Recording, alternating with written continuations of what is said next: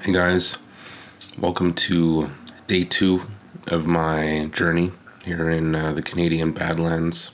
If you missed my first video, be sure and go ahead and check that out. This part of the province, Alberta, is my favorite. It's amazing. There is so much to offer here. There's old barns and old cars and incredibly expansive landscapes that you have to see to believe. I'm trying to do it justice with photo and video, and I hope that it's I hope that and my passion helps translate just how amazing it is. It's really something. First, when I turned off the cameras last night, I backed up everything onto a micro SD card on my phone. So I've got an adapter that goes from my card reader to my phone, and I backed up my dash cam, this video camera right here, which is a Canon Rebel basically, my zoom here, which is recording my audio, as well as my Fujifilm x-e2s. Now the dash cam is a cheap piece of crap. It's like, it can only take like a 32 gig card. I get what I get, and I tried to supplement what the dash cam didn't or can't pick up by having my phone mounted to the dash. So there should be some interesting footage there, I hope. I mean, you've seen it, I haven't seen it. Actually, I can't even view AVI files on my phone. I had to send one to my wife to make sure that the backup worked. So chicken and rice has been a staple in my life since I started making healthier choices, and going on road trips is no exception. As you saw, I actually bring a rice cooker with me, and I bought some pre-cooked chicken at the local IGA. It's quite tasty.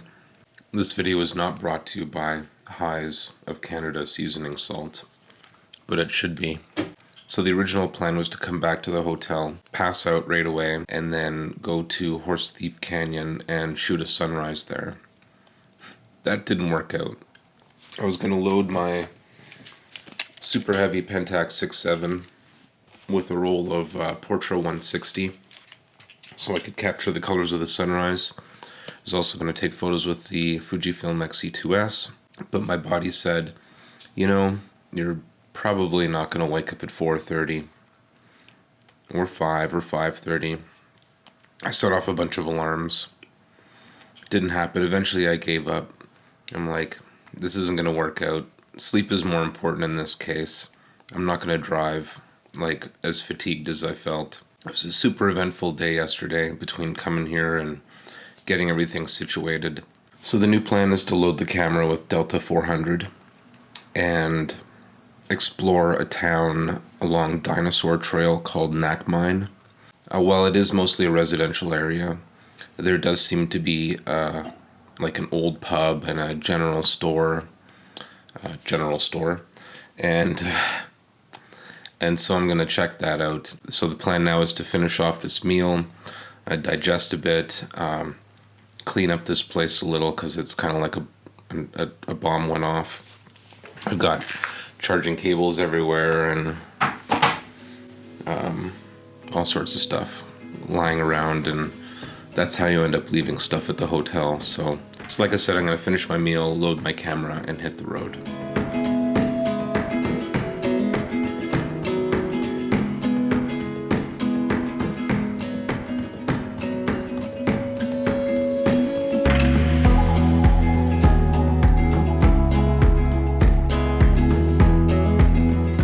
Well, I made it up to Nakmine. It's about noon. There's this, what says is now open, Nakmine Inn and Pub. though I'm a little suspicious if it's actually open. The under new management sign is particularly tattered, so I don't know if that's truth in advertising or not. I snapped a couple shots with both my x-e2s as well as the 6.7. I really love that 55mm angle on the 6.7. I'm hoping it turns out. Those are my first shots with it. I didn't even get a chance to test it before I decided to head out, but I did get the lens from a reputable source with a 30-day money-back guarantee. So if something is wrong with it, I'll be able to get my money back.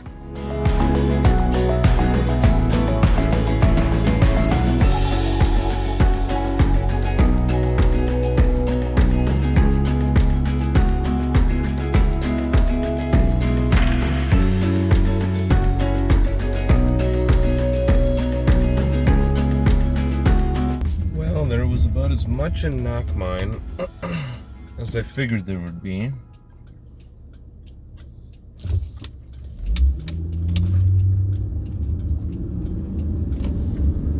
Which is the general store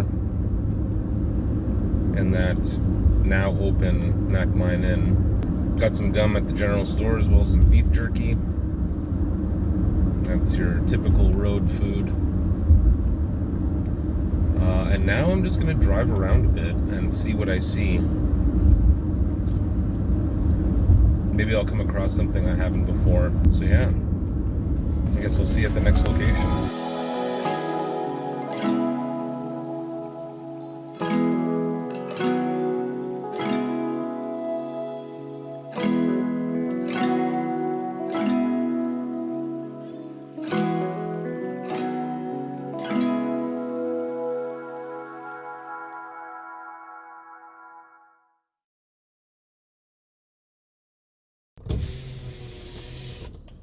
I just arrived in a small town called East Cooley, and it looks like there are some either abandoned or what should be abandoned structures.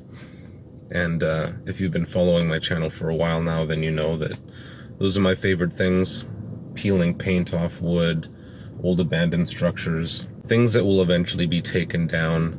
And they're sort of in their last stages of life, architecturally speaking. So I always love a good old building.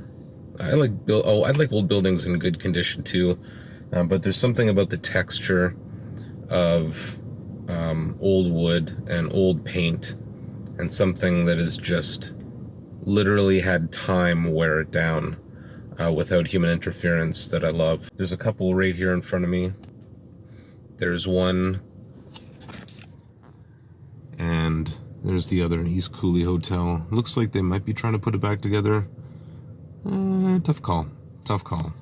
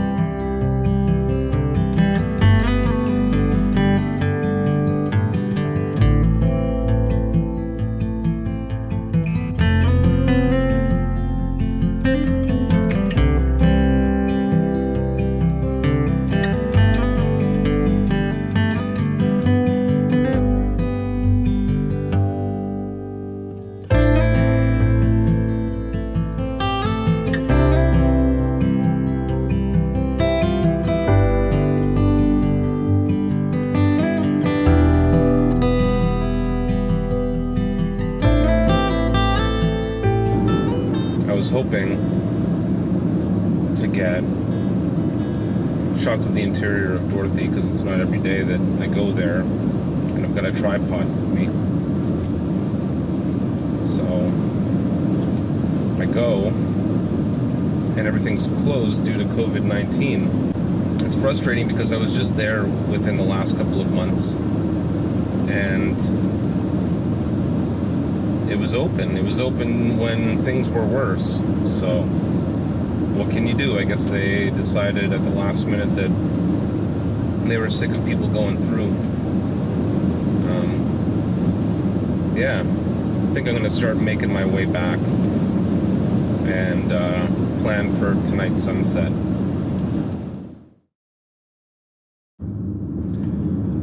Okay, I chilled out at the hotel for a bit and even had a bit of a nap, though it wasn't one of those good naps. It was one of those naps that you actually felt more tired after. And I considered having a coffee or some kind of caffeinated or sugary drink to pep myself up, but then I figured it was just going to be harder if I wanted to do a sunrise tomorrow. Yeah, so I'm heading to my last location for the evening, which is called Horse Thief Canyon.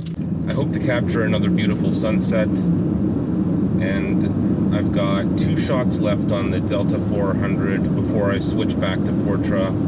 I'm going to try and bang those out pretty quick. And of course, I've got my Fuji camera for my digital stuff. Should take me about 40 minutes to reach my destination.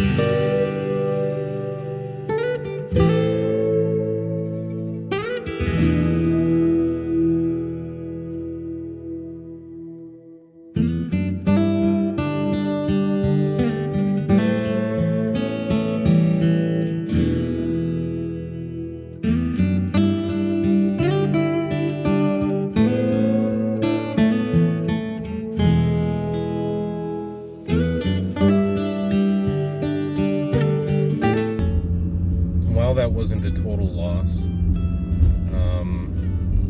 There were other people around, and as much as I'd like to have an entire canyon to myself, it's not very realistic.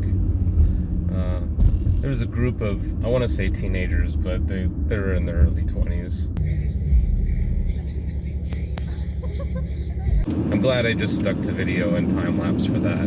So I think I got some good shots. The sunset wasn't nearly as spectacular as it was at Dry Island. It was still beautiful nonetheless, and I got a couple of different angles this time than from when I did it when I was here a couple of weeks ago. So all in all, it was a success, and there weren't as many people that stuck around near the end when I was getting the good shots, the real good shots, I should say. So I'm happy. I'm happier that I get to go home, not home, I keep saying home, but I go back to the hotel, and there's a foot-long steak and cheese from Subway that I bought just before I left. I'm gonna go home, I did it again, I'm gonna go back to the motel and stuff my face with that. My hope is that it will put me into a carb coma, and I'll be able to wake up in time for a sunrise shot. If I manage to do that, I might come back here and see if I can get a couple of sunrise shots, or maybe from another angle. There's another viewpoint that's actually on the other side of the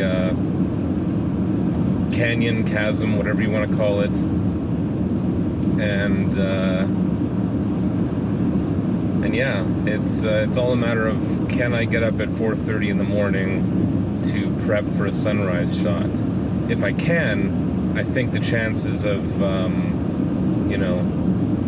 people being there are much less than now when it's like 20 to 9. Well, there's definitely no passing this guy, so I'm gonna buckle up for some fun times. Oh, is he gonna move for me? He's gonna move for me. Or maybe that's just where he's going. Either way, I'm happy.